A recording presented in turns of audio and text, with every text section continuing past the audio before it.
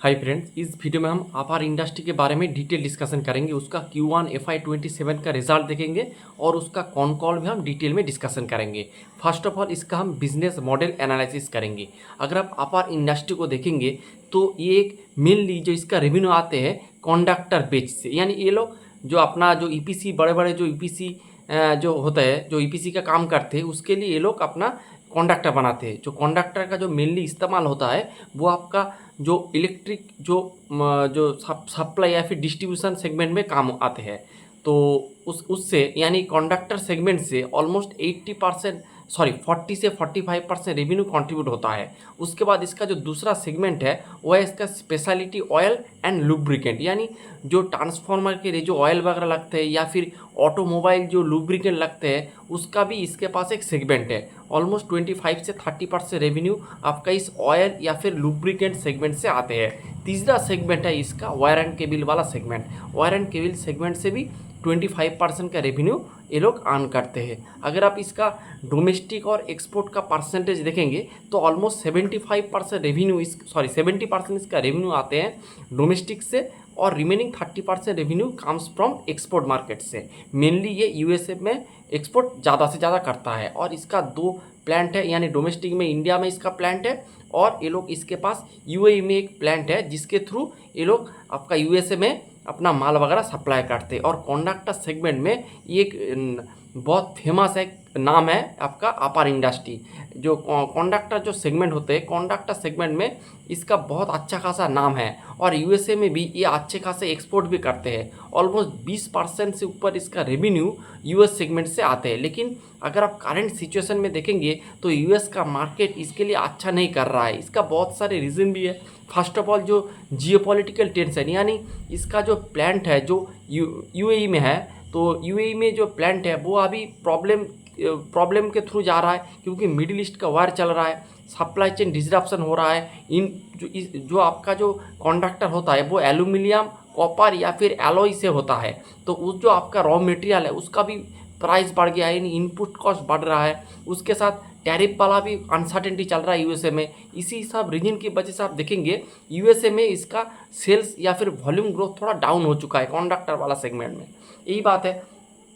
उसके साथ अगर आप देखेंगे इसका जो स्पेशलिटी ऑयल एंड लुब्रिकेंट वाला सेगमेंट बहुत बढ़िया कर रहा है। इसका मार्जिन भी बहुत अच्छा खासा इंप्रूव हुआ है, लेकिन इसका मेन रीज़न है कि इसके पास जो रिजर्व ऑयल था उस रिजर्व ऑयल का प्राइस कम था, इसीलिए उसका मार्जिन का इम्प्रूवमेंट हुआ है। ये वन टाइम एक इफेक्ट है। और उसका वायर एंड केबल वाला सेगमेंट भी बहुत बढ़िया कर रहा है। आप सबको पता है वायर एंड केबल वाले सेगमेंट में बहुत अच्छा खासा टेलविंड है, एकदम बूमिंग है पूरा।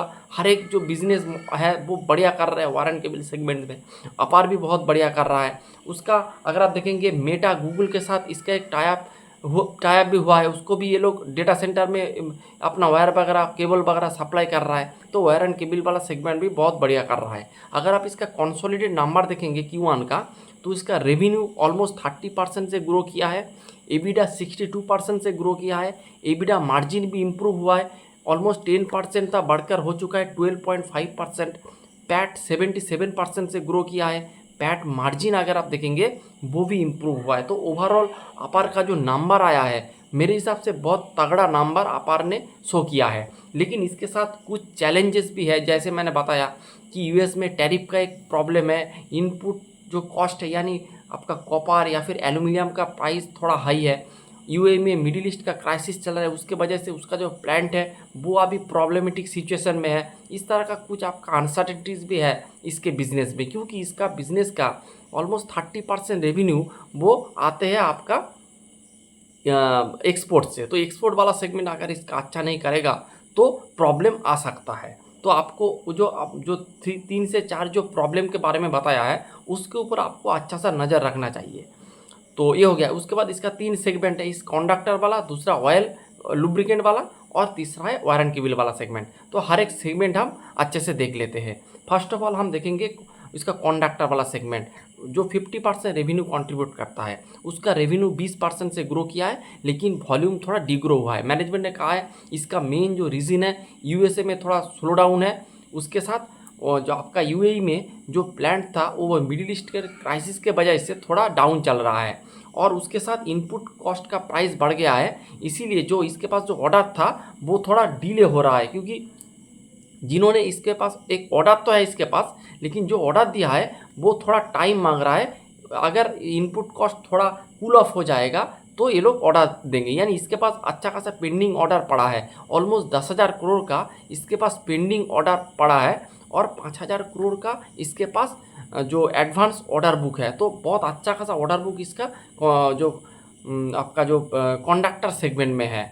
और कंडक्टर सेगमेंट में अगर आप देखेंगे ये लोग धीरे धीरे अपना जो हायर वैल्यूएडेड प्रोडक्ट यानी जो इसका कंडक्टर सेगमेंट में भी जो हाई टेम्परेचर को बियर कर सकते इस तरह का प्रोडक्ट ये लोग बना रहा है, जिसे ये लोग कहते हैं प्रीमियम प्रोडक्ट। तो इसके पोर्टफोलियो में आप देखेंगे कंडक्टर वाले सेगमेंट में इसका जो पोर्टफोलियो है उनमें भी ये लोग जो प्रीमियम प्रोडक्ट का परसेंटेज बढ़ा रहा है। अगर आप एक साल पहले देखेंगे यानी Q1 ऑफ FY26 में इसके पास प्रीमियम प्रोडक्ट का परसेंटेज था ऑलमोस्ट 43%, लेकिन अब हो चुका है 50%। यानी इसका प्रीमियम जो प्रोडक्ट है उसका परसेंटेज बढ़ रहा है। अगर आपके पोर्टफोलियो में प्रीमियम सेगमेंट का परसेंटेज धीरे धीरे बढ़ेगा तो क्या होगा, तो आपका मार्जिन इंप्रूव होगा।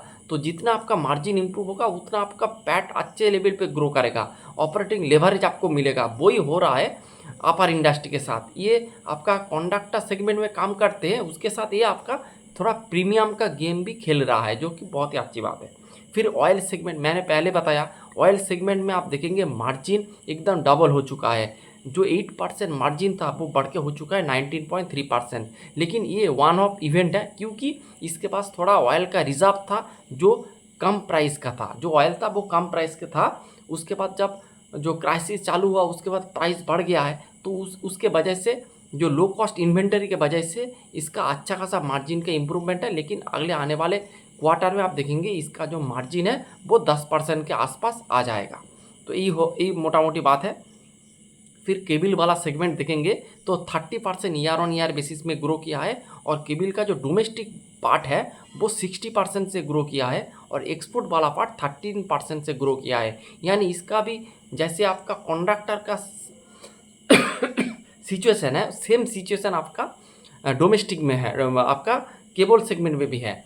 लेकिन डोमेस्टिक वाला मार्केट बहुत तगड़ा कर रहा है, 60% से ग्रो कर रहा है। मैंने पहले बताया जो वायर एंड केबल वाला जो सेगमेंट है वो एकदम बूम कर रहा है। हर एक प्लेयर छोटे से छोटे लेकर बड़े से बड़े हर एक प्लेयर बढ़िया कर रहा है। मैं वायर एंड केबल सेगमेंट के ऊपर एक पूरा डिटेल वीडियो बनाएंगे और टॉप 3 प्लेयर के बारे में हम डिस्कस करेंगे। एक बड़ा, एक मिड और एक स्मॉल या फिर माइक्रो कैप प्लेयर के बारे में हम डिस्कस करेंगे। पूरा 12 to 15 जो कंपनी है उसके ऊपर पूरा हम डिस्कशन करेंगे। एक P2P एनालिसिस वाला वीडियो हम ट्राई करेंगे आपका नेक्स्ट डे यानी टुमारो को ले आने का मैं ट्राई करूँगा। तो यही बात है। तो इसका केबल वाला सेगमेंट बहुत बढ़िया कर रहा है और इसके पास ऑर्डर बुक भी है, ऑलमोस्ट 2000 करोड़ का ऑर्डर बुक इसके पास है। तो यही है ओवरऑल सिनारियो। बिजनेस बहुत बढ़िया कर रहा है, लेकिन आपका जो मिडिल ईस्ट का क्राइसिस, उसके पास high input cost, US tariff का अनसर्टेनिटी, इसको 2-3 जो रीज़न है, इस रीज़न के वजह से और इसके एक्सपोर्ट का परसेंटेज थोड़ा ज़्यादा, इस रीजन के वजह से इस बिज़नेस में थोड़ा अनसर्टेनिटी है। मैं इस बिज़नेस के थोड़ा दूर रहूँगा, क्योंकि बिज़नेस बहुत बढ़िया है, बिज़नेस सब कुछ ठीक कर रहा है। लेकिन मेरे पास बहुत सारे ऑप्शन है वायर एंड केबल सेगमेंट में जो इससे भी बहुत बढ़िया कर रहा है। उसके साथ इसका वायर एंड केबल वाला सेगमेंट का कॉन्ट्रीब्यूशन उतना ज़्यादा नहीं है, 25 से 30% मैक्सिमम कंट्रीब्यूशन है। जैसे आपका हेवेल्स का देखेंगे ओवरऑल ग्रोथ सिंगल डिजिट में करता है, लेकिन वायर एंड केबल वाला सेगमेंट 30% से ग्रो करता है। तो यही बात, यही सिचुएशन इसके पास भी है। तो मेरे हिसाब से एक वेट एंड वॉच वाला एक बिजनेस है, आपको अच्छे से देखना होगा। जैसे आप और एक बात, वायर एंड केबल सेगमेंट में ये जैसे आप डेटा सेंटर का भी बूम चल रहा है, डेटा सेंटर में बहुत सारे वायर एंड केबल लगते हैं। तो डेटा सेंटर जब अच्छे से बूम करेगा इंडिया में या फिर बाहर में, तब वायर का ज़रूरत और भी पड़ेगा। इसीलिए हर एक वायर एंड केबल वाले कंपनी वो कैपेक्स के ऊपर ज़्यादा से ज़्यादा फोकस कर रहा है। और ये एक्सपोर्ट सेगमेंट में आपका मेटा, गूगल, इस तरह ये जो आपका डेटा सेंटर कर रहा है उसमें भी ये लोग आपका केबल वगैरह सप्लाई करते हैं आपार ने। तो ये भी बहुत अच्छी बात है। तो ओवरऑल अगर आप देखेंगे बिजनेस वाइज कोई भी प्रॉब्लम नहीं है, लेकिन 2-3 अनसर्टेनिटीज़ है जो बिजनेस के साथ रहता है। ओवरऑल अगर आप देखेंगे बिजनेस बहुत बढ़िया है, लेकिन इस सेगमेंट में मेरे हिसाब से बहुत अच्छे खासे प्लेयर है, जो हम एक P2P एनालिसिस करेंगे जिसमें पूरा बात हम डिस्कशन करेंगे। यही है ओवरऑल वीडियो अपार इंडस्ट्री के ऊपर। Thanks for watching the video.